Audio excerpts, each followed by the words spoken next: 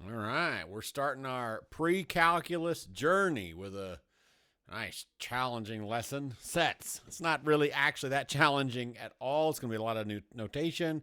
May honestly be all review. I mean, we're kind of in the review unit, the unit 0, so that makes sense. You may learn some new notation things. You may not. I don't know. Let's dive in.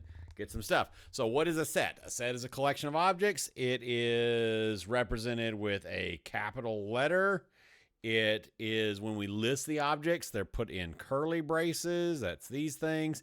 And all of the individual things, all of the individual objects inside of the set are called elements. So in this set S, it has elements A, B, C, D. They're not always letters. They can be numbers. They can even be equations. You could have a set, let's label it A, just because you could have a set of expressions. So you could have x minus 1 and y and z plus 8 as things. So it can be anything, right?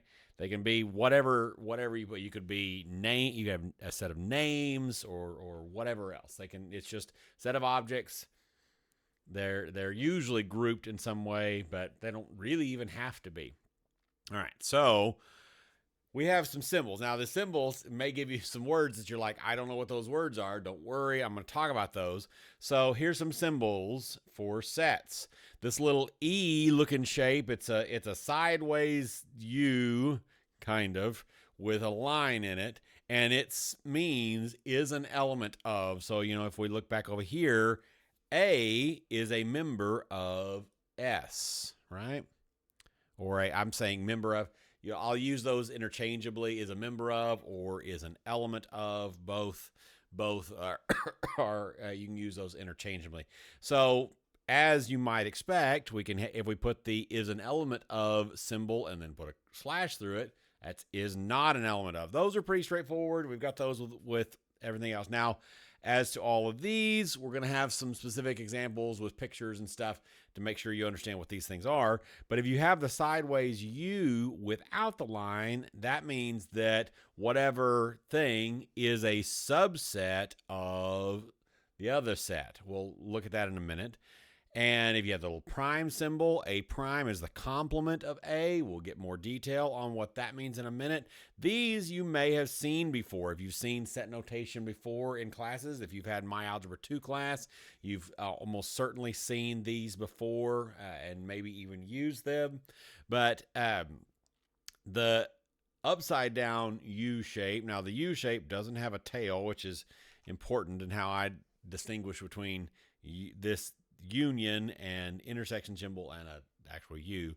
But if it's this way, it's an intersection, and if it's the kind of U shaped, then it's union. So what do all these things mean? Let's take a look at that. So subset. So a subset of a larger set, in this case, set A is a subset of set U. So this set A is a subset. So it's a smaller set within a larger set. That's what a subset means. Makes sense. Probably old news. You may not know the symbol, but subset makes sense. You probably could have explained to me what a subset was. Not that big a deal, right? What next? So the complement. Now the complement, so if we have let's use maybe a kind of contrasting-ish color and use kind of this orangey color.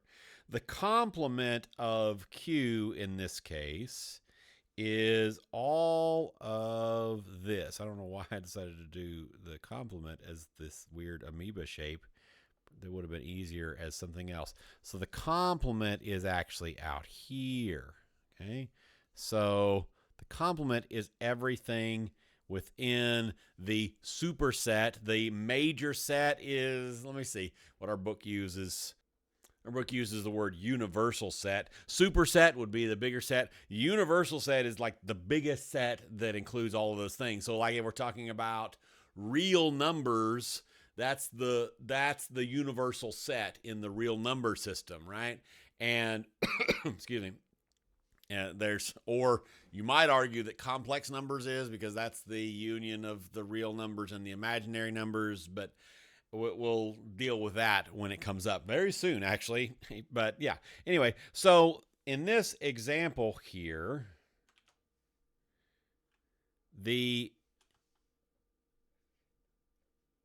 this is all of this, if this right here in this part is the Q.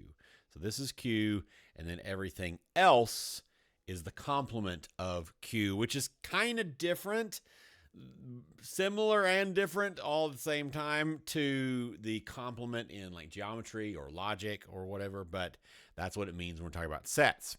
All right, what next? The intersection. So the intersection in this case between sets L and sets M, the intersection, so remember that was the upside down U, the intersection of L and M is all of where they cross. Okay, so all of this. I think I'm going to do that with this brush. I think it's going to be easier to see what's happening, right? So it's all of this. It's all of where they intersect. So that is the intersection, which is different than the union. So that's the intersection of L and M, right? That right there.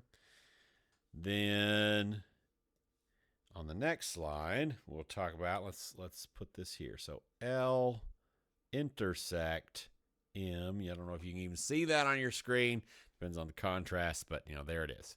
All right, now what about the union? So in this case, we've got set X, we've got set Y. They have their intersection would be here. So what is the difference between their intersection and their union? So the intersection is right, oops, I went the wrong way, is right here, right? That's the intersection. That's X intersect Y. All right. The union is all of both. So not just where they intersect, but it includes all of both. So it includes all of X and all of Y. So this whole thing, I'm coloring outside the lines, but I think you get the idea, both with words and deeds, that this is X. Oh, don't do that. That's a mistake. That is the union of X and Y in this case. And that's really all there is to this Unit 0, Lesson 1. It's fairly short, fairly simple. They definitely won't all be this way. Pre-Cal is a big class with lots of stuff in it. You can strap in and enjoy this easy lesson to get us started. They definitely won't all be this way. We will see you in the next one. Bye-bye. Adios.